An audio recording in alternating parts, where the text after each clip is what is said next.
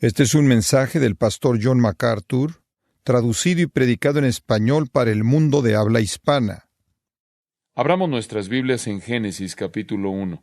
Continuamos en un estudio de la creación, el relato de la creación, el único relato con autoridad de la creación que es dado en el primer capítulo del primer libro de la Biblia, el libro de los principios, Génesis. Permítanme leer hasta el versículo 13. En el principio creó Dios los cielos y la tierra estaba desordenada y vacía, y las tinieblas estaban sobre la faz del abismo, y el Espíritu de Dios se movía sobre la faz de las aguas. Y dijo Dios, sea la luz, y fue la luz. Y vio Dios que la luz era buena, y separó Dios la luz de las tinieblas. Y llamó Dios a la luz día, y a las tinieblas llamó noche. Y fue la tarde y la mañana un día. Luego dijo Dios, hay expansión en medio de las aguas, y separe las aguas de las aguas. E hizo Dios la expansión, y separó las aguas que estaban debajo de la expansión de las aguas que estaban sobre la expansión. Y fue así.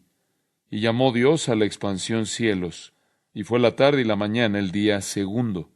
Dijo también Dios, júntense las aguas que están debajo de los cielos en un lugar, y descúbrase lo seco. Y fue así. Y llamó Dios a lo seco tierra, y a la reunión de las aguas llamó mares. Y vio Dios que era bueno. Después dijo Dios, produzca la tierra hierba verde, hierba que dé semilla, árbol de fruto que dé fruto según su género, que su semilla esté en él sobre la tierra. Y fue así. Produjo, pues, la tierra hierba verde, hierba que da semilla según su naturaleza, y árbol que da fruto, cuya semilla esté en él, según su género. Y vio Dios que era bueno. Y fue la tarde y la mañana el día tercero. Ahora permítame resumir lo que la palabra de Dios hasta aquí en Génesis ha enseñado acerca de los orígenes. Con un entendimiento claro, simple, sencillo del texto, el relato inescapable dice que el Dios eterno creó de la nada, sin material preexistente, los cielos y la tierra, lo cual simplemente significa el universo. Él creó el universo, como lo vemos ahora, en una secuencia de 6 días solares. Los primeros 3 acabamos de verlos en el pasaje que acabamos de leer. Él concluyó su creación, como lo descubriremos, en el 6º día al crear al hombre a su imagen, un ser inteligente con personalidad, con conciencia de sí mismo y cognición. Este relato de la creación, esta creación ocurrió en un periodo de una semana de días normales, alrededor de 6,000 o algo alrededor de ese tiempo de años atrás. La creación entera era madura y tenía apariencia de edad en el instante que fue creada. La muerte no existía, ni tampoco existía ningún tipo de influencia que corrompiera la creación, y la creación era buena. La muerte y la corrupción entraron a la creación por primera vez en la caída de Adán y Eva, lo cual se registra en el 3er capítulo de Génesis. Cuando ellos pecaron en desobediencia a Dios, la muerte entró en la escena. Antes de eso no había muerte. Eso significa que no pudieron haber procesos de evolución porque nada murió. Más adelante, la superficie de la tierra fue reformada drásticamente y dramáticamente por el gran diluvio universal, descrito más adelante en el libro de Génesis. Un diluvio el cual rearregló a la tierra de manera cataclísmica, conforme el agua se levantó literalmente por encima de las montañas, descendiendo de arriba y también saliendo desde las profundidades de la tierra. Como resultado de ese diluvio, únicamente 8 personas sobrevivieron: Noé, su esposa, sus 3 hijos y sus 3 esposas, y los animales que estaban en el arca, y a partir de ahí se llevó a cabo la población de la tierra. Ese es el registro de Génesis. La ciencia no es una hermenéutica. La ciencia no es un principio para interpretar Génesis o cualquier otro pasaje de las Escrituras. Y la precisión del relato de Génesis no es diferente de ningún otro texto bíblico. Toda la Escritura es inspirada por Dios. Toda la Escritura fue movida en los corazones de los hombres, producida en los corazones de los hombres por la obra del Espíritu Santo, de tal manera que escribieron exactamente lo que el Espíritu quiso que dijeran. Y Jesús lo resumió cuando dijo en Juan 17:17, tu palabra es verdad. Ahora, a partir de ese cimiento, debemos concluir que cualquier forma de evolución es una contradicción y negación de la revelación clara de las Escrituras. Y me refiero a cualquier forma. Venga de un evolucionista ateo como Julian Huxley, o venga de un evolucionista teísta como Hugh Ross, cualquier forma de evolución es una contradicción y negación de la revelación clara de las Escrituras, la cual indica que en algún punto alrededor de hace 6,000 años atrás, Dios creó el universo entero como lo conocemos en 6 días de 24 horas. Solo hay una fuente del relato de los orígenes y esa es la Biblia, la palabra de Dios. Y en particular y en específico Génesis capítulo 1. Y como lo he estado diciendo, no hay hechos científicos que contradigan de manera necesaria el relato de la creación de Génesis, sino que más bien toda la verdadera ciencia apoya la enseñanza de la creación bíblica. Tiene que ser de esa manera porque Génesis es verdad. Por lo tanto, toda la verdadera ciencia apoya el relato del Génesis. Es algo difícil que la gente admita esto, porque la ciencia durante tanto tiempo ha reinado como algo supremo en el trono del pensamiento contemporáneo. A la evolución se le ha dado, de hecho, se ha vuelto un absoluto en nuestra sociedad, pero prácticamente se está deshaciendo de manera sistemática desde diferentes ángulos. Entre más conocemos acerca de la naturaleza del universo, entre más entendemos la imposibilidad absoluta de que haya algún tipo de evolución, inclusive al grado, y esta es una fuente interesante que es citar, que Robert E. Smith, un miembro afiliado de la Unión de Libertades Civiles de Norteamérica en la parte occidental de Missouri, de quien ustedes probablemente saben que no es ningún amigo de las Escrituras, dijo lo siguiente, y cito, durante los últimos 5 años he seguido muy de cerca la literatura creacionista y he asistido a conferencias y debates de temas relacionados, y únicamente en base a los argumentos científicos pro y contra o a favor y en contra, me he visto forzado a concluir que el creacionismo científico no solo es una teoría viable, sino que ha alcanzado cierta reputación, sino es que superioridad sobre la teoría normativa de la evolución biológica. Que este deba ser el caso es algo sorprendente, particularmente a la luz de lo que se nos enseñó a la mayoría de nosotros en la escuela primaria y secundaria. Y prosigue. En términos prácticos, la última década de actividad intensa por parte de los creacionistas científicos ha dejado a la mayoría de los profesores evolucionistas indispuestos a debatir con los profesores creacionistas. Muchos de los evolucionistas han sido públicamente humillados en dichos debates por su propia falta de erudición y por la debilidad de su teoría. Fin de la cita. Paul Ackerman ha escrito un libro llamado Después de todo es un mundo joven. Y en él dice esto. Algunos de ustedes han ido a Disneylandia, lo puedo ver. Y en el libro él dice lo siguiente, y cito, permítame ser claro en este asunto. Los evolucionistas por todo el mundo han tenido que aprender de manera difícil que la evolución no puede sostenerse frente al creacionismo de ninguna manera en una situación de debate justo e imparcial, en donde lo que está en juego son los corazones y las mentes de audiencias inteligentes, indecisas, no obstante objetivas y de mente abierta. La experiencia probará que lo mismo es el caso también en el asunto de la edad.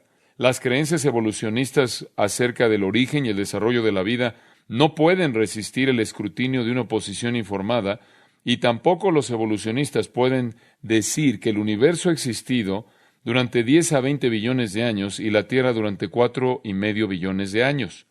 Retrasar el colapso de la aceptación pública de dichas declaraciones será necesario para que los científicos evolucionistas eviten cuidadosamente el debate. Fin de la cita. No pueden sobrevivir un debate y por lo tanto no van a debatir. Ahí tienen una ilustración tras ilustración acerca de la ciencia. Alguna faceta de la ciencia que apoya una tierra joven y un relato bíblico de la creación. He tratado de darle algunas conforme hemos avanzado a lo largo de nuestro estudio, y aquí hay una que para mí es algo fascinante. De vez en cuando usted ve en el reporte del clima que hay alguna indicación de cuántas gotas cayeron, y se añade a 1/10 de pulgada o a media pulgada o a 3 pulgadas o lo que sea. No es una prueba muy sofisticada la que llevan a cabo para determinar eso. Simplemente tienen un contenedor con una parte abierta y cuando llueve, miden cuánta agua está en el contenedor. De hecho, usted puede realizar esa evaluación científica. Llueve cierto número de gotas de aguas y llena el contenedor hasta cierto nivel. Después pueden salir después de que prácticamente dejó de llover y determinar cuánto llovió al medir la cantidad de agua en el contenedor. Ahora es posible, mediante ese método simple, con una pequeña modificación en su procedimiento, prácticamente convertir la medida o el medidor de lluvia en una especie de reloj. Supongamos que vivimos en un lugar en donde llueve continuamente y llueve a un paso o a un ritmo conocido. Cuando establecemos el contenedor, cuando lo colocamos afuera, en esas condiciones de lluvia continua, en un paso o en un ritmo conocido, por lo tanto, podemos saberlo al medir cuánta agua está ahí en el contenedor y determinar cuánto tiempo ha pasado. Bastante obvio. De tal manera que el contenedor con el agua se convierte en una medida de tiempo, se convierte en una especie de reloj. Entre más tiempo el contenedor ha estado afuera, más agua va a estar ahí. Entre más agua hay ahí, más tiempo ha estado afuera. Entonces podemos medir cuánto tiempo ha pasado por la cantidad de agua que está en el contenedor. Ahora, yo sé que no estoy aquí presentándoles algo que demanda mucha inteligencia. Solo quiero darles una ilustración simple. Y cuando usted ve a la gente en la parte sur de California hacer un camino, ahí trazar un camino a lo largo de una montaña, y prácticamente abren una brecha, quitan un pedazo de la montaña para hacer un camino, y ve usted la parte, el lado de esa montaña cortado, usted ve varias líneas de estratificación, líneas de estratos, o cuando va al Gran Cañón y ve las impresionantes capas de estratos geológicos que hay ahí, usted está viendo lo que los evolucionistas suponen que ha sido esta prácticamente acumulación de sedimento continua durante billones y billones y billones de años.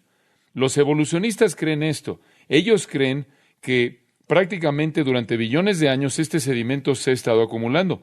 Pero hay varias maneras en las que se presentan problemas para ellos, y aquí hay uno que me parece muy interesante. Los científicos le pueden decir prácticamente con qué frecuencia los meteoros inundan la Tierra. No tanto que inunden, sino que caen en la Tierra. Han medido eso durante mucho, mucho tiempo. Le pueden decir cuántos meteoros se queman en el espacio antes de que lleguen a la Tierra y cuántos meteoros, generalmente algunos muy pequeños, llegan a la Tierra cada año. Con el paso de billones y billones de años y la acumulación de sedimento, debería ser verdad que el sedimento tiene ahí mismo metido meteoros allá adentro en cada intervalo. Si la continuidad y la perpetuidad y la uniformidad de la vida del meteoro es igual a la continuidad, perpetuidad y uniformidad de todo lo demás en esta teoría de uniformidad, entonces esta Tierra ha recibido meteoros, han caído meteoros aquí durante 4,5 billones o lo vieja que sea. Y entonces podría o debería ir a los estratos y debería ir allá a la columna geológica y encontrar meteoros a lo largo de esa columna, digamos como una lluvia de meteoros, y por lo tanto como se mide la lluvia y así medir la edad de la Tierra. Lo que es interesante es que esto es lo que la información muestra. Una evaluación de toda la literatura acerca de la ocurrencia de meteoros en la roca sedimentaria realmente no presentó ni siquiera un caso de un meteorito que se encontró en algún lugar, en alguna columna geológica. El reloj de meteoritos indica que tenemos una Tierra muy joven. Todos los meteoros están en la parte de arriba. Philip Johnson ha escrito un libro fascinante llamado Darwin en juicio o Darwin juzgado. Si está interesado en más información científica, lee el libro. Él presenta evidencia científica abundante en contra de la evolución, como muchos lo hacen, muchos otros escritores. Ahora, eso es algo así como un segmento de introducción acerca del aspecto científico de las cosas. Y quiero mencionar algo más que es un asunto bíblico antes de que entremos al día 3. La pregunta siempre se hace, ¿en qué punto fueron creados los ángeles? No son mencionados en Génesis 1, entonces, ¿cómo sabemos cuándo fueron creados los ángeles? Bueno, ni Génesis, ni ningún otro texto de las Escrituras explica de manera específica cuándo fueron creados los seres angélicos. Lo que es definido es que son criaturas y que fueron creadas y que tienen un comienzo. Son inmortales. Una vez creadas, viven para siempre. Pero solo el Dios Trino es eterno, sin principio y sin fin. Los ángeles son seres creados. Ahora, algunos han sugerido que tuvieron que haber sido creados en el día 6, porque fue en el día 6 que Dios creó al hombre y a los ángeles. De acuerdo con Hebreos 1:14, fueron creados para ser espíritus ministradores, enviados para ministrar a aquellos que serían herederos de la salvación. Y debido a que fueron creados para servir a aquellos que fueron humanos y que recibieron salvación, por lo tanto, debieron haber sido creados junto con ellos en el sexto día. Francamente, ese me parece un argumento bastante débil, porque no es lo único que hacen los ángeles. No solo ministran a los santos. De hecho, si usted va al cielo en Apocalipsis 4 y 5, los encuentra haciendo ¿qué cosa? Adorando a Dios. Primordialmente y a lo largo de la eternidad, serán adoradores de Dios. Entonces, sería apropiado pensar, en línea con el propósito de los ángeles, el cual es primordialmente adorar a Dios, asociarlos en el orden creado con algún punto en el cual ellos comenzaron a alabar y adorar a Dios. Ellos definitivamente son vistos en el libro de Apocalipsis adorando a Dios en la consumación de la historia. Y me parece muy probable que bien pudieron haber comenzado a adorar a Dios al principio de la historia. De hecho, hay un pasaje en las Escrituras al cual podemos pasar. Simplemente voy a hacer una referencia a este pasaje. Puede verlo en otra ocasión. Job 38, versículos 4 al 7. Y nos dice que los ángeles estuvieron presentes cuando fueron establecidos los cimientos de la tierra y estaban regocijándose por ello. Entonces, bien pudo haber sido que ese fue el día 1 de los cimientos de la tierra, lo cual significa la tierra sin forma y vacía, que aún no había sido formada y refinada hasta llegar a su forma final. Si significa cimientos o fundaciones, fundamentos, en el sentido de elementos y los componentes que estaban ahí. Sin embargo, no formados todavía hasta llegar a su forma final. Si fuera ese el caso, entonces los ángeles habrían sido creados en ese momento. Ahora, el Salmo 104, puede escribirlo, Salmo 104, versículos 2 al 5, habla de el resplandor de la luz de Dios durante el proceso creador original y menciona a los ángeles apenas antes de referirse a establecer los fundamentos de la tierra. Ahora sí, el brillo o el resplandor de la luz de Dios se refiere al versículo 3, sea la luz, lo cual ocurrió en el día 1 y fue seguido por los cimientos de la tierra y significa, por lo tanto, la formación o el moldear la tierra que ocurre de hecho en el día 3. Bien podría ser que los ángeles fueron creados después de esa luz brillante y antes de los fundamentos de la tierra, apuntando a esa formación de la tierra más que su identidad no formada, esa etapa de ser moldeada, la cual se llevó a cabo, como veremos, en el día 3. Entonces puede escoger, pero yo creo que los ángeles habrían sido creados por Dios, sea previo a la creación plena de la tierra, que es descrita en el primer día de la creación, para que pudieran adorar a Dios por hacer eso, o que ciertamente fueron creados antes de la formación de ese moldeo de la tierra en el día 3, cuando la tierra fue separada de las aguas, como leímos. Ahora, la pregunta de cuándo fueron creados obviamente no es lo suficientemente importante como para que Dios la incluya. Lo que es importante es saber que son creados por Dios.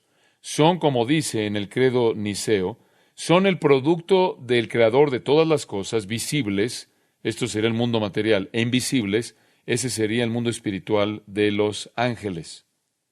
Ahora regresemos al texto de Génesis capítulo 1.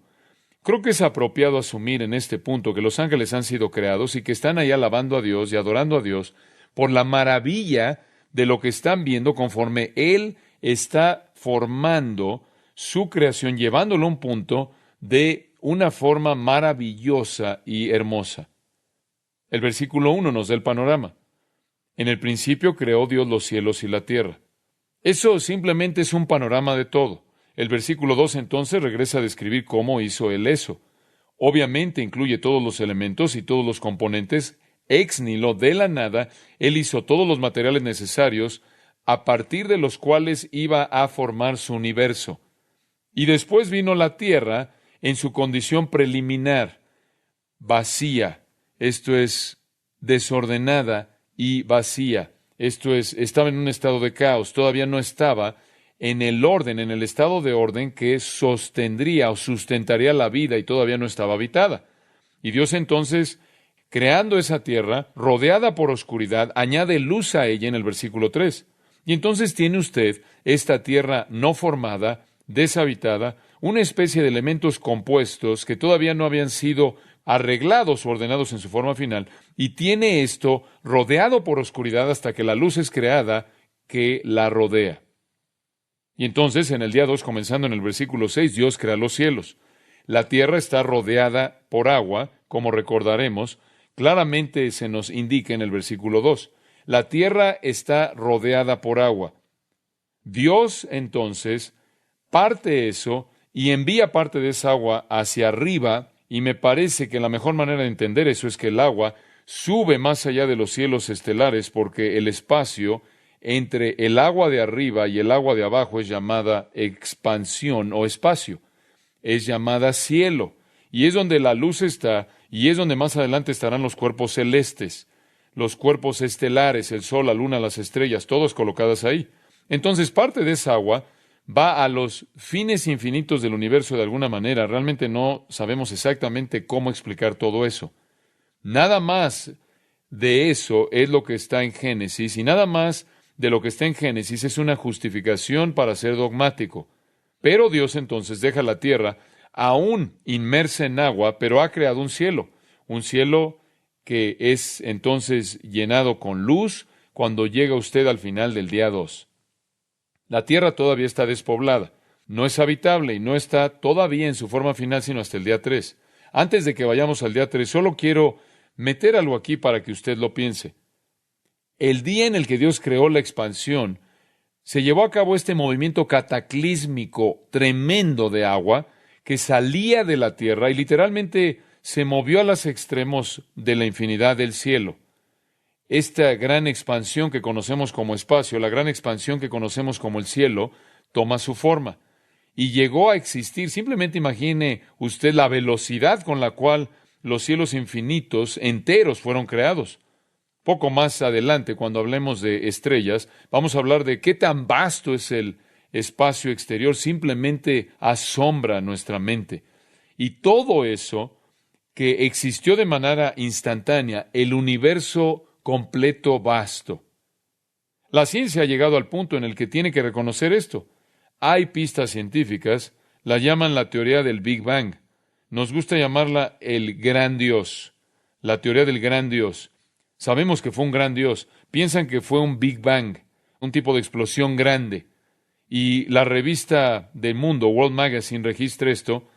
La evidencia científica para el Big Bang se vuelve más y más teológica, de acuerdo con la cosmología de inflación cósmica. La idea es que de alguna manera el universo entero simplemente hizo esto. Un señor Greg Easterbrook explica, y cito, el universo entero explotó de un punto sin contenido alguno y sin dimensiones, esencialmente expandiéndose instantáneamente hasta llegar a un tamaño cosmológico. Esto es lo que ahora está siendo enseñado en Stanford, en el Instituto de Tecnología de Massachusetts y otras escuelas de las más importantes en el área de las ciencias naturales. Esta explicación del comienzo del universo prácticamente tiene una semejanza aterradora a la idea teológica tradicional de la creación ex nihilo de la nada. Fin de la cita. El señor Easterbrook cita a uno de los astrónomos más importantes del mundo, Alan Sandage, de los observatorios de la institución de Carnegie, diciendo lo siguiente, y cito, el Big Bang solo puede ser entendido como un milagro. Fin de la cita. El día 2 fue un Big Bang llevado a cabo por un gran Dios, fue una gran explosión llevada a cabo por un gran Dios, quien instantáneamente creó el universo. Ahora tenemos una tierra no formada, tenemos luz y tenemos un universo vasto. Y al llegar al día 3 en el versículo 9, dijo también Dios, júntense las aguas que están debajo de los cielos en un lugar, Note usted ahí, júntense las aguas que están debajo de los cielos. Ahora, esas serían las aguas que todavía están en la tierra.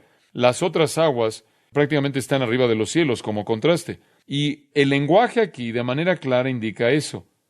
Y dice aquí, júntense las aguas que están debajo de los cielos en un lugar y descúbrase lo seco.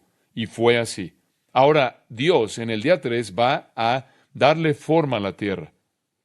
Y comienza el versículo 9, como siempre en el relato de Génesis, dijo también Dios. Lo vuelve a ver en el versículo 11, después dijo Dios. Y en el versículo 14, dijo luego Dios. Y en el versículo 20, dijo Dios. Y entonces, así ha sido también en el pasado, versículo 2, versículo 3, y dijo Dios. Versículo 6, luego dijo Dios. Todo existe de la nada por el hecho de que Dios simplemente hable y entonces exista. En el primer día Dios divide la luz de la oscuridad. En el segundo día Dios divide el agua que está abajo del agua que está arriba. En el tercer día Dios divide la tierra del mar. Las aguas, júntense las aguas que están debajo de los cielos. Eso es claramente el agua que todavía permanece sobre la tierra. El agua de arriba se ha ido a la expansión de los cielos, pero hay aguas que todavía permanecen en la tierra. De regreso ahí en el versículo 2, la tierra estaba cubierta con agua. La superficie del abismo es llamada, la superficie de las aguas. La tierra todavía está cubierta en esta agua, y abajo del agua está la materia sólida que está escondida abajo de las aguas que cubren la tierra. Dios entonces manda estas aguas que cubren la tierra a que sean juntadas, a que sean congregadas en un lugar. La Septuaginta usa la palabra sinagoga, o un lugar de reunión, de congregación. Toda el agua que rodeaba la tierra ahora es congregada en un lugar, y al mismo tiempo el versículo 9 dice, dijo Dios, descúbrase lo seco. Y fue así. Entonces Dios separa el agua de la tierra seca. Esta es una declaración simple, una oración simple, pero ¿puede usted comenzar a imaginarse el cataclismo que ocurrió cuando eso fue hablado por Dios? De pronto, repentinamente, lo material que está en su condición no formada, sepultada bajo las profundidades del mar, comienza a moverse. Y todos esos elementos necesarios comienzan a operar y producir tierra para empujar para crear la superficie de la tierra. El agua se mueve congregándose en un lugar. Hay reacciones químicas tremendas que se están llevando a cabo conforme los elementos se combinan entre sí para formar el complejo de minerales, el complejo de roca y tierra, constituyendo la tierra sólida en referencia a su superficie, su manto y su esencia, su núcleo y toda la superficie terrestre. Realmente un acto asombroso de creación. Henry Morris escribe, y cito, los grandes movimientos de la tierra comenzaron a llevarse a cabo. Superficies de tierra sólida aparecieron por encima de las aguas y una red compleja de canales y reservas se abrieron en la superficie para recibir las aguas que se estaban retirando del continente que se estaba levantando. Fin de la cita. Se levanta el continente, bien pudo haber sido un solo gran continente, que más tarde fue dividido en continentes múltiples por el cataclismo del rompimiento de las placas tectónicas durante el diluvio, cuando las fuentes del abismo rompieron el continente y lo empujaron hasta llegar a su forma actual. Pero en este punto el continente, quizás solo un continente, se levanta y todo el agua es congregada en un lugar o es reunida en un lugar. Este es algo increíble. El agua está congregada no solo en un gran mar, sino está ensamblada, por así decirlo, ciertamente en diferentes contenedores, en diferentes lugares distintos. La congregación, el juntar estas aguas, es un término plural. Habían aguas múltiples.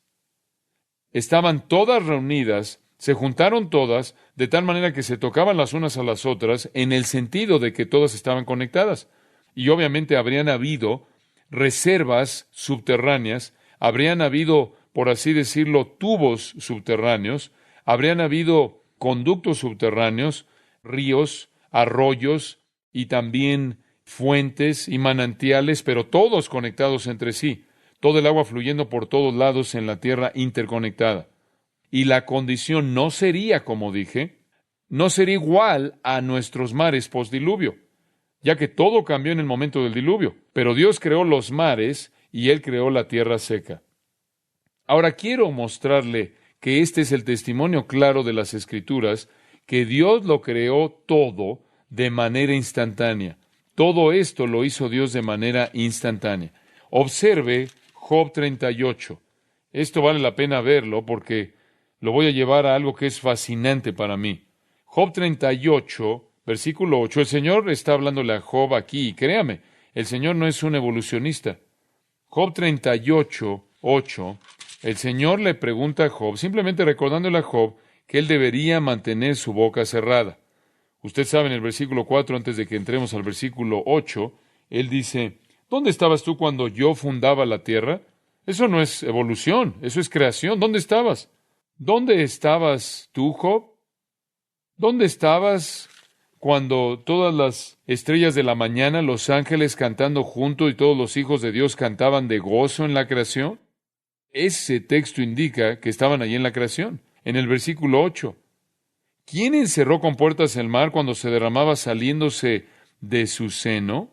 Y continúa, cuando puse yo nubes por vestidura suya y por su faja oscuridad, y establecí sobre él mi decreto, le puse puertas y cerrojo, y dije, hasta aquí llegarás y no pasarás adelante, y ahí parará el orgullo de tus olas.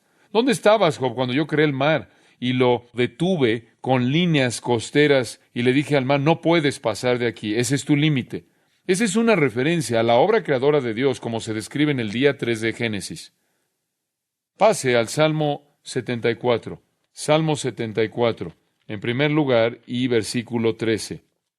Aquí el salmista está exaltando a Dios y en el versículo 12 él habla de que Dios es su rey desde la antigüedad. Su rey antiguo que lleva a cabo obras de liberación en medio de la tierra. Y después, en el versículo 13, dividiste el mar con tu poder. En otras palabras, tú fuiste el que creó el mar. Y después añade en el versículo 13 esta declaración tan interesante. Quebrantaste cabezas de monstruos en las aguas. Vaya al Salmo 104, voy a regresar a eso en un momento. Pero vaya al Salmo 104, versículo 7. Él dice en el versículo 5, Él fundó la tierra sobre sus cimientos, no será jamás removida. ¿Puede imaginar un mundo ovalado que está dando vueltas así? Y todos estaríamos dando vueltas de la misma manera, brincando unos cuantos pies cada vez que pasamos por una rotación. Eso se llama la ciencia de la isostasía. Esto es que la Tierra esté en equilibrio perfecto. Isostasia. Los materiales más pesados de la Tierra se hundieron al centro y los más ligeros a la parte exterior y está perfectamente equilibrada. Versículo 6. Con el abismo como con vestido la cubriste. Eso es exactamente lo que Génesis 1 dice. La tierra entera estaba cubierta con agua, las aguas inclusive estaban por encima de los montes, pero, versículo 7, a tu reprensión huyeron, al sonido de tu trueno se apresuraron. Subieron los montes, descendieron los valles, al lugar que tú les fundaste. Les pusiste término, el cual no traspasarán, ni volverán a cubrir la tierra. Ciertamente eso se podría referir a la obra de la creación de Dios. También podría referirse a lo que Dios hizo después del diluvio que había cubierto la tierra. Y creo que yo me inclino hacia el hecho de que se refiere a la creación debido a la descripción de Él estableciendo la tierra en el versículo 5 y cubriendo la tierra con agua en el versículo 6 como con vestidura. Creo que este es contexto de creación. Y el lenguaje del salmista está describiendo lo que sucedió cuando Dios prácticamente hizo que la tierra seca apareciera y separó el mar. El versículo 10 continúa con el mismo contexto de la creación. Tú eres el que envía las fuentes por los arroyos, van entre los montes. Y entonces, eso de nuevo es una declaración de creación. En Proverbios capítulo 8, y noten que esta es literatura de sabiduría. En Job y Salmos y Proverbios tiene cierto diseño poético. Pero en Proverbios capítulo 8, versículo 27, está hablando de la sabiduría. la sabiduría personificada aquí. Y el versículo 27, de hecho usted puede regresar a su naturaleza eterna. Dios en el principio poseía sabiduría. Versículo 22, ya de antiguo, antes de que los montes fuesen formados, antes de los collados, versículo 25, y de nuevo es en este contexto de creación, versículo 26. No había aún hecho la tierra ni los campos, ni el principio del polvo del mundo. Cuando formaba los cielos, allí estaba yo, dice la sabiduría. Cuando trazaba el círculo sobre la faz del abismo, cuando afirmaba los cielos arriba, cuando afirmaba las fuentes del abismo, cuando ponía al mar su estatuto, para que las aguas no traspasasen su mandamiento. Todo eso precluye cualquier actividad evolucionaria en absoluto. Todo esto está atribuido directamente a Dios. Dios lo hizo tal como es descrito en Génesis capítulo 1. Y leí hace un momento a partir del Salmo 74 la mención, este es un comentario interesante a pie de página, la mención de un monstruo marino. Y conforme usted estudia la literatura de sabiduría, ve que el monstruo marino aparece en varios lugares. En Job, por ejemplo, en el capítulo 7, versículo 12, ¿soy yo el mar o el monstruo marino para que tú lo contuvieras? Y de nuevo está diciendo que Dios estableció una guarda, un guardián, por así decirlo, un límite sobre el mar. Pero con mucha frecuencia, cuando habla acerca de que Dios establece una guarda o un límite sobre el mar, menciona este monstruo marino, y es la palabra Rahab en hebreo, Rahab. También lo ve en Job, creo que es en el capítulo 9. Sí, ahí está la palabra misma, no está traducida en Job 9:13, donde dice que Dios no va a volver su enojo, y debajo de él se agachan los ayudantes de Rahab.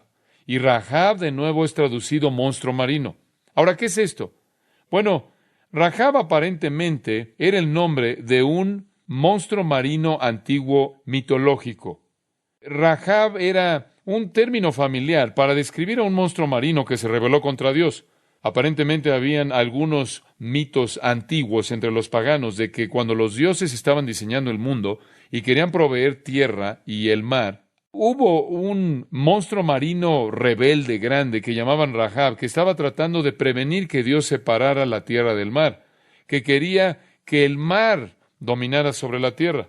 Y Dios tuvo que confinar el mar y confinar a este monstruo marino que quería rebelarse. Y entonces, al definir los límites del mar y de la costa en la leyenda, tuvo que derrotar a este gran monstruo, conocido como Rahab, que quería pelear contra Dios. Esa era la leyenda. Eso no está en el relato de Génesis, pero esa era la leyenda, de que había algún monstruo tratando de prevenir que Dios separara el mar y la tierra. Isaías 51 también menciona esto, y lo menciona en un contexto diferente. Despiértate, despiértate, versículo 9, vístete de poder, oh brazo de Jehová, despiértate como en el tiempo antiguo, en los siglos pasados. ¿No eres tú el que cortó a Rahab y el que hirió al dragón? Y de nuevo, aquí está la misma mención de Rahab de nuevo. Este es una especie de monstruo marino pagano mitológico. También lo ve en los Salmos. Uno más y voy a dejarlos ya en paz en este punto. En los Salmos, en el Salmo 89, es un punto interesante. Salmo 89, versículo 10. Tú quebrantaste a Rahab como a herido de muerte. Entonces, esta es la explicación. Los gentiles o la gente que estaba por ahí no serán gentiles en ese punto debido a que Israel no necesariamente había sido definido en esa época, aunque lo habría sido ya para la época de Proverbios, pero la gente pagana que vivía en ese entonces habían inventado estos mitos de la creación en los cuales los dioses estaban intentando separar la tierra del mar, y hubo resistencia por parte de este gran monstruo marino que estaba peleando por preservar su soberanía y estaba buscando dominar la tierra y ahogar a quien él quisiera cuando él quisiera. Los grandes dioses pudieron derrotar al monstruo marino. Y bueno, esta leyenda se infiltró de alguna manera en la tradición rabínica. Y Rahab entonces se volvió un nombre que se refería a cualquier realidad o cualquier fantasía que causaba problemas, que se rebelaba contra Dios, que peleaba contra propósitos divinos o el pueblo de Dios. Y encuentra usted varias referencias a Rahab, al monstruo marino, en la literatura rabínica. Ellos lo llamaban Rahab, el señor del mar, el gran monstruo del mar. Supongo que su nombre sería Neptuno. Y siempre se estaba oponiendo a la voluntad de Dios en estas leyendas. Pero el santo tuvo la capacidad de contenerlo y controlarlo. Y parece como si los judíos entonces tomaron la idea de Rahab y la convirtieron en una especie de metáfora para cualquier cosa que se resistía al poder de Dios, cualquier cosa real o cualquier cosa en la fantasía que resistía el poder de Dios. Y usted encuentra las referencias a Rahab, como la señalé, a lo largo de la literatura de sabiduría en el Antiguo Testamento. Lo que me parece interesante acerca de esto es que cuando usted llega al relato de Génesis y el relato de la creación, no hay Rahab, no hay monstruo marino, no hay otro poder existente, no hay otra fuerza existente o deidad existente en forma de monstruo marino. Lo que usted tiene en Génesis es un relato cuidadosamente detallado, creíble de la creación, con ningún elemento poético, ni legendario, ni mitológico en absoluto. Y el mismo hecho de eso, creo yo, actúa como una protesta en contra de esos mitos antiguos que tendían a corromper inclusive la manera de pensar de los judíos conforme pasó el tiempo. La Torá, la ley de Dios, Génesis lo presentaré así. El que esté lejos de ustedes el pensar, como algunos paganos lo piensan, que el mar está lleno de poder autónomo divino que peleó, por así decirlo, contra el creador del universo. Que esté lejos de ustedes imaginar como algunos poetas israelitas cuentan que el mar se rehusó a cumplir con la voluntad de su hacedor y que Dios se vio forzado a someterlo y lo forzó a obedecer. Es verdad que la Torá registra que Dios estableció un lugar fijo para las aguas del mar, pero esto no fue hecho por algún tipo de contención de la voluntad del mar que buscaba rebelarse contra Dios, el Dios del cielo. Dios simplemente dijo, júntense las aguas que están debajo de los cielos en un lugar, y fue así. Ahora dije todo eso simplemente para refutar a esos críticos de Génesis que quieren convertir este texto en leyenda o mito o darle algún tipo de licencia poética sin base. El escritor de Génesis de manera meticulosa evitó hacer algún uso de algún tipo de leyenda bien conocida que inclusive aparece en otra literatura como la literatura de la sabiduría e inclusive se hace referencia por el profeta Isaías. Él la usó de manera metafórica para hablar de cualquier cosa que produce rebelión y produce problemas. No hubo dicha batalla. Dios lo dijo y fue así. De regreso a Génesis, entonces, versículo 9, júntense las aguas que están debajo de los cielos en un lugar. Eso habría incluido los lagos subterráneos, los ríos subterráneos, y los arroyos, y los manantiales, y los pozos, todos interconectados, y la tierra probablemente en un continente grande, masivo. Y por cierto, solo como nota a pie de página, si usted toma los continentes de la tierra y los empuja, prácticamente encajan casi de manera perfecta, casi como si se hubieran roto y se hubieran dividido. Y entonces el versículo 10 nos dice que Dios nombró lo que él había hecho. Y llamó Dios a lo seco tierra, y a la reunión de las aguas llamó mares. Y vio Dios que era bueno. Era bueno. Así había sido. Lo dijo desde el principio, cuando él creó la luz y hubo luz.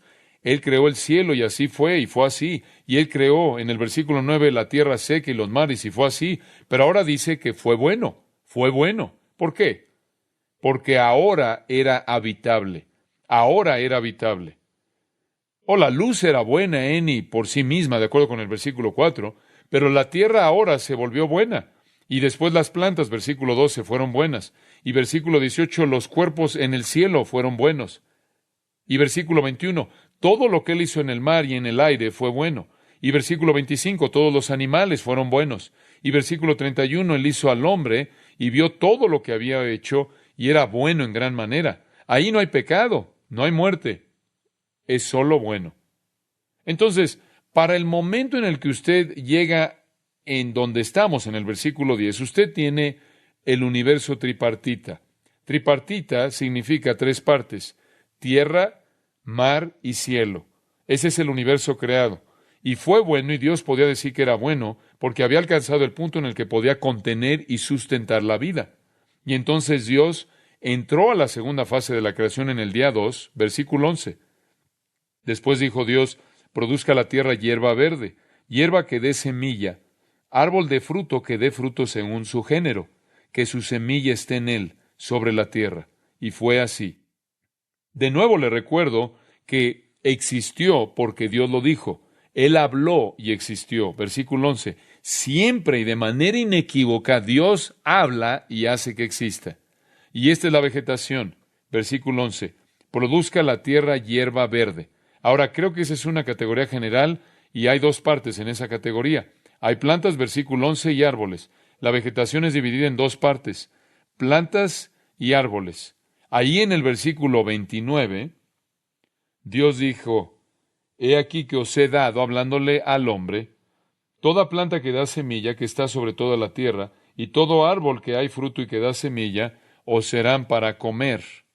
Entonces, Dios divide aquí la vegetación en dos partes: plantas y árboles. ¿Y cuál es la diferencia?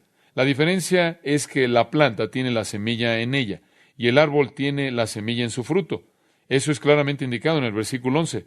Las plantas que dan semilla y árbol de fruto que dan fruto, que su semilla está en él. Esa es la distinción. Toda la vegetación, la cual en sí misma contiene la semilla, estaría bajo las plantas, y toda la vegetación que tiene su fruto, en su fruto la semilla, estaría bajo los árboles. Y tan pronto como el material inanimado estaba listo para sustentar la vida, sin retraso alguno, la vida en su forma más simple fue creada con la intención de ser el alimento de la vida más elevada, de formas de vida más elevada que estaban por venir.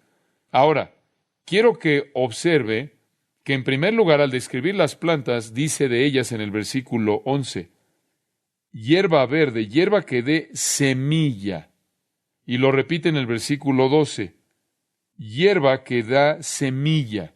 Y después en el versículo 29 lo dice, planta que da semilla. Él continúa repitiendo la característica para que sepamos, y esto es tan importante, que la vegetación era capaz de ¿qué? ¿Qué? Reproducción. Ese es el punto. Él hizo vegetación totalmente crecida, totalmente madura, con semilla en ella que pudiera dispersarse. Una de las grandes maravillas del mundo es la ciencia de la dispersión de las semillas. Vi un video entero acerca de eso que prácticamente es absolutamente asombroso ver cómo Dios diseñó que las semillas se dispersaran. Y prácticamente es llevada a cabo inclusive por las aves, por los pájaros en su propio patio, en su jardín de atrás. Inclusive se intenta hacer a través de su automóvil y en su cabeza. La dispersión de semilla prefertilizada es muy eficiente. Hay diferentes maneras también de hacerlo fuera de esa. Una de las obras maravillosas del viento es la dispersión de la semilla. La ciencia entera de la dispersión de la semilla es realmente fenomenal. Las plantas entonces fueron hechas por Dios no como semillas, sino como plantas crecidas ya maduras que contenían semillas que podían entonces multiplicarse. Esa es la manera en la que la creación entera fue hecha. Y le recuerdo otra vez eso. Fue hecha madura. Cuando el hombre fue creado, no fue creado como un infante que tenía que crecer. Fue creado como un hombre ya maduro. Todo fue creado maduro, ya en estado, digamos, adulto. Ahora, esto nos presenta un punto interesante, y creo que también va a pensar que esto es fascinante. Hubieron plantas hechas por Dios que tenían semillas en ellas. Pase al capítulo 2, versículo 5 por un minuto, porque si no explico esto, alguien me va a preguntar. El versículo 4 habla del relato de la creación de la tierra, el relato de la creación de los cielos y la tierra. Cuando fueron creados en el día del Señor, Dios hizo la tierra y los cielos. Ahora versículo 5. Y toda planta del campo antes que fuese en la tierra, y toda hierba del campo antes que naciese, porque Jehová Dios aún no había hecho llover sobre la tierra, ni había hombre para que labrase la tierra. Ese es un versículo interesante. ¿Cómo puede usted decir, cómo encaja esto? Ningún arbusto estaba todavía en la tierra. Bueno, hubo un tiempo en el que no habían arbustos. Hubo un tiempo breve cuando la tierra estaba formada y fue no sé cuánto tiempo. En un día de 24 horas, Dios esperó, después de haber moldeado la tierra, después de haber separado la tierra del mar, antes de que colocara las plantas en él. Pero no había arbusto o planta en la tierra. Hubo un tiempo en el que no hubo arbusto del campo en la tierra y ninguna planta de la tierra todavía había germinado. Podría decir, bueno, seguro eso fue previo al segundo acto creador en el día 3. Pero el problema con eso es que la razón se explica en el versículo 5. La razón por la que no había hierba del campo en la tierra y todavía no había nacido ninguna planta era porque Jehová Dios aún no había hecho llover sobre la tierra, ni había hombre para que labrase la tierra, sino que subía de la tierra un vapor, el cual regaba toda la faz de la tierra. ¿De qué está hablando esto? Bueno, como dije, si está usted hablando del día 1 y 2, no habían plantas en la tierra. No habían plantas en el campo, no había planta en el campo, pero ¿cómo entonces esto se conecta con el hecho de que el Señor no había enviado lluvia y que estaba regando la tierra con un rocío? ¿Y cómo se conecta o se relaciona con el hecho de que no había hombre para cultivar la tierra? Este es lenguaje bastante específico. Permítame darle la respuesta correcta. La primera palabra en el hebreo, en el versículo 5, planta, es sia, transliterada, sia. No había sia, ya tiene, para el momento en el que llega el capítulo 2, ya tiene la creación de todo, ¿no es cierto? Incluyendo al hombre que fue creado en el día 6. Versículo 2 del capítulo 2 dice que Dios reposó en el séptimo día. Entonces ya pasamos el séptimo día, pero no hay sia en el campo y no hay asab todavía porque no hay lluvia y no hay cultivo. ¿Cuándo vino la lluvia por primera vez? En el diluvio. ¿Y cuándo fue la primera vez que alguien cultivó algo? ¿Después de qué? Después del pecado de Adán.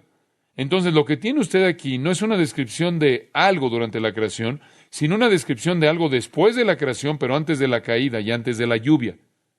Y si usted lo ve con mayor atención, la palabra sia, y necesitamos encontrar un uso para esto que tiene sentido. Vaya al versículo 18 del capítulo 3. En el capítulo 3, versículo 18, usted tiene, claro que en el capítulo 3, el pecado y la caída y la maldición, y lo que Dios hizo cuando maldijo a Adán, versículo 17, hacia el final del versículo dice prácticamente ahí en Génesis 3, maldita será la tierra por tu causa, con dolor comerás de ella todos los días de tu vida. Ahora observe los versículos 18 y 19.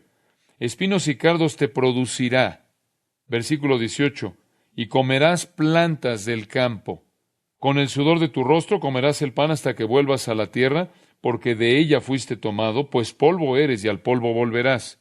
Allí en el versículo 23, lo sacó Jehová del huerto del Edén, para que labrase la tierra de que fue tomado. Entonces, espinos y cardos son sinónimos con sia, y plantas con asab.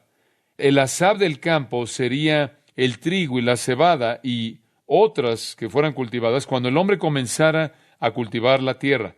Y la sia del campo serían los espinos y cardos que crecen y crecen, creo que podríamos decirlo así, como castigo en donde quiera que la tierra no es cultivada apropiadamente. Y crecen particularmente bien cuando llueve. Él está describiendo este mundo maravilloso que fue regado por un rocío sobre la superficie de la tierra. Era el mundo en el cual Dios trajo al hombre. Bueno, regresemos al capítulo 1. Habían plantas comestibles, claro, que daban semilla, versículo 11, y también árbol de fruto que daba fruto según su género, que su semilla estaba en él. Y fue así. Entonces tiene usted esas dos categorías de vegetación. Ahora, un comentario muy importante es, observe esta pequeña frase, se repite una y otra vez. Versículo 11, según su género. Versículo 12. Según su género.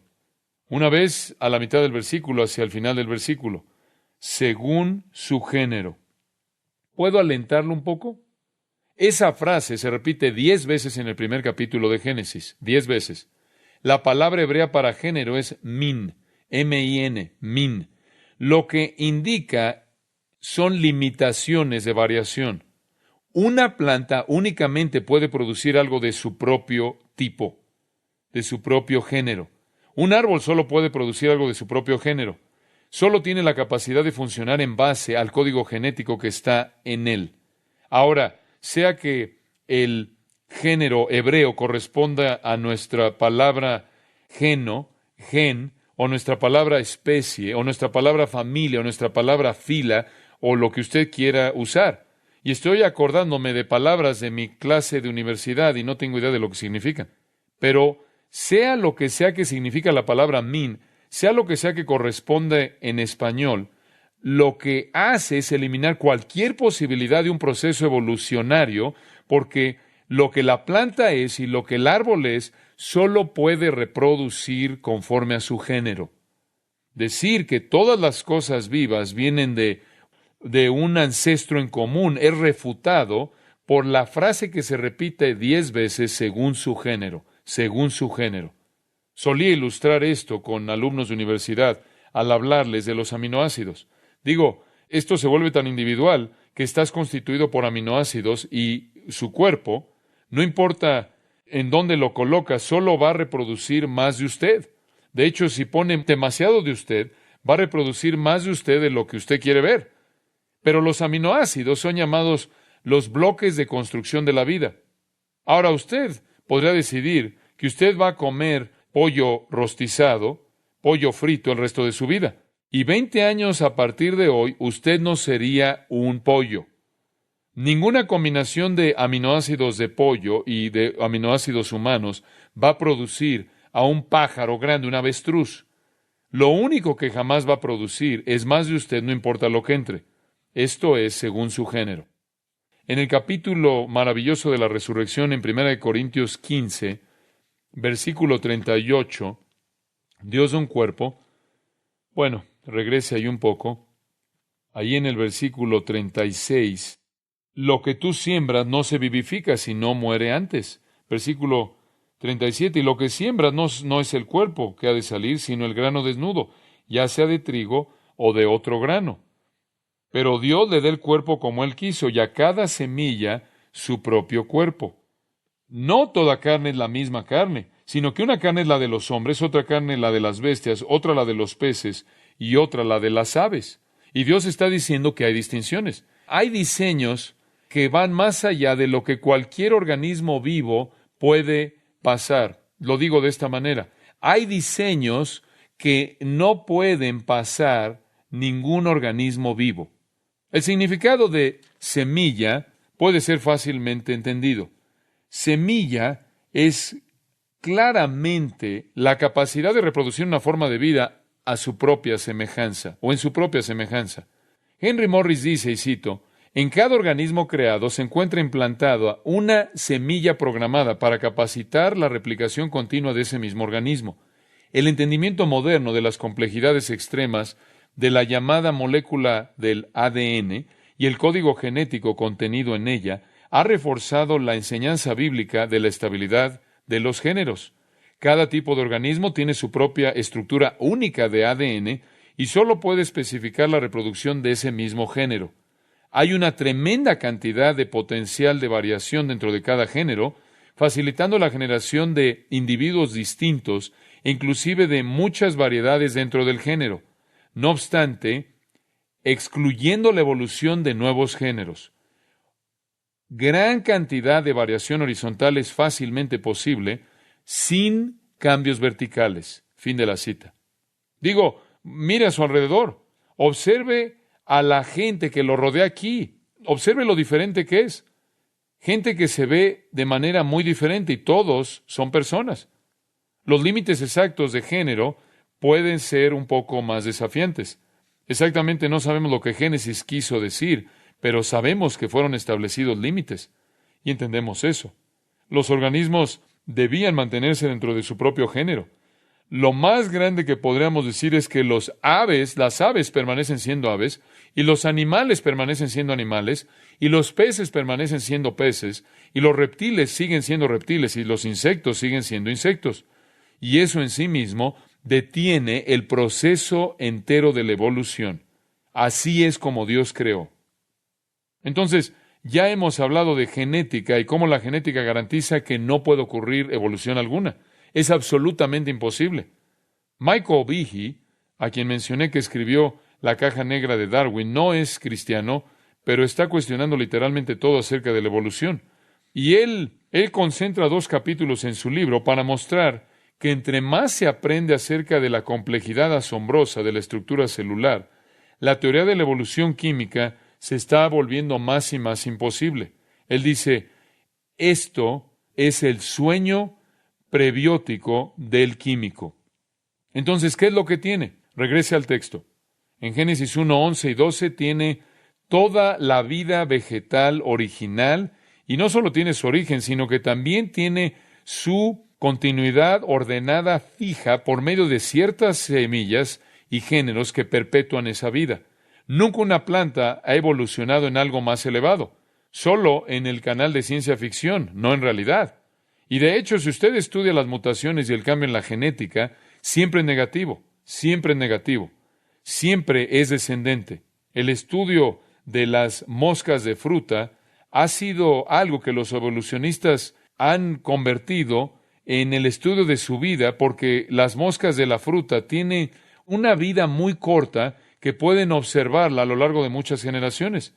Y la teoría es que puede haber suficientes generaciones para ver cambio, como para ver el proceso de evolución tomando lugar o llevándose a cabo. El único problema es que toman estas moscas de la fruta y para hacerlas mutarse rápidamente, las bombardean con radiación, las llenan de radiación. Y la radiación, la exposición al calor, químicos, y la radiación puede crear mutaciones, sabemos eso. Eso es verdad. Entendemos que inclusive en la química de la radiación que es usada con respecto al cáncer, tiene la capacidad de causar que las células sean matadas y que cambien. Pero las mutaciones no crean estructuras nuevas. Puede tener en el estudio de las moscas de la fruta prácticamente alas que no están totalmente formadas, alas más grandes, alas más pequeñas. Puede tener 2 pares de alas, pero no tiene un nuevo tipo de ala. Ni la mosca de la fruta se convierte en una abeja. Por cierto, las mutaciones son muy raras. Y es afortunado porque virtualmente todas son dañinas. Todas van en declive. Y en la mayoría de los casos las mutaciones nunca pueden siquiera sobrevivir. Esa es la razón por la que la evolución ha sido llamada la ciencia libre de hechos. Pensé que le gustaría a usted escuchar eso. Entonces, ¿qué estamos aprendiendo? Génesis 1:1 al 12 nos muestra que el agente inteligente es el Dios vivo, quien en el tercer día de la creación separó el mar de la tierra e hizo que la vida de las plantas naciera de la tierra. 2 categorías: plantas que tienen su semilla en ellas, árboles que tienen sus semillas en el fruto que viene de ellas, y por lo tanto pueden replicarse a sí mismas a lo largo del fin del tiempo, siempre y cuando existan una especie dada. Dios lo vio en el versículo 2 y vio que era bueno. Y después Dios concluye en el versículo 13. Y fue la tarde y la mañana el día tercero. Y hubo Ereb y hubo Boker. Hubo un día de 24 horas, esto es tan claro, esos términos, tarde y mañana, son usados más de 100 veces en el Antiguo Testamento y siempre se refieren a un día de 24 horas. Dios lo hizo en el tercer día. Permítame concluir. Job 26, versículo 7. Dios es el objeto de esto. Él extiende el norte sobre el vacío. ¡Qué declaración! Él extiende el norte sobre el vacío. Él cuelga la tierra sobre nada. Ata las aguas en sus nubes, y las nubes no se rompen debajo de ellas. Él encubre la faz de su trono, y sobre él extiende su nube. Puso límite a la superficie de las aguas, hasta el fin de la luz y las tinieblas. Las columnas del cielo tiemblan y se espantan a su reprensión. Él agita el mar con su poder, y con su entendimiento hiere la arrogancia suya. Su espíritu adornó los cielos, su mano creó la serpiente tortuosa. He aquí, estas cosas son sólo los bordes de sus caminos. Y cuán leve es el susurro que hemos oído de él. Pero el trueno de su poder, ¿quién lo puede comprender? Cuando Dios, Él está hablando de la lluvia, y cuando Dios irrumpe la oscuridad con luz y lluvia y tormentas y relámpagos y furia y todo esto, solo estamos oyendo un susurro leve, una indicación débil de su inmenso relámpago incomprensible. Solo estamos viendo los bordes de sus caminos. ¡Qué Dios tenemos! Padre, te damos gracias de nuevo por la palabra que nos da luz en esta área tan importante y urgente de la creación. Gracias por esta tremenda porción de las Escrituras, y que te adoremos aún más por la grandeza de tu poder, que llama estas cosas para que existan, que hace que existan cuando no existían. Tú eres el Creador, tú eres nuestro Señor y Salvador y nuestro gran Redentor y nuestro amigo, un amigo de pecadores. ¡Qué gloriosa verdad es esta! Gracias, gracias.